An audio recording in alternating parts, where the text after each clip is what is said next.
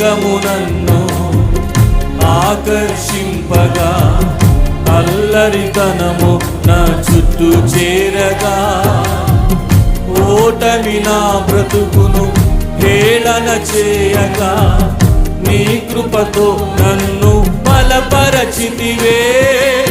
ఇంతగా నన్ను హెచ్చించుటకు ఏ పాటి వాడనో యేసయ్యా. ఇంతగా నన్ను హెచ్చించుటకు ఏ పాటి వాడనో యేసయ్యా.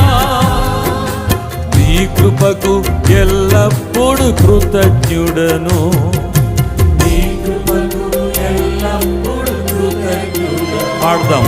కృపయే కృపయే నేనేమై ఉన్నాను.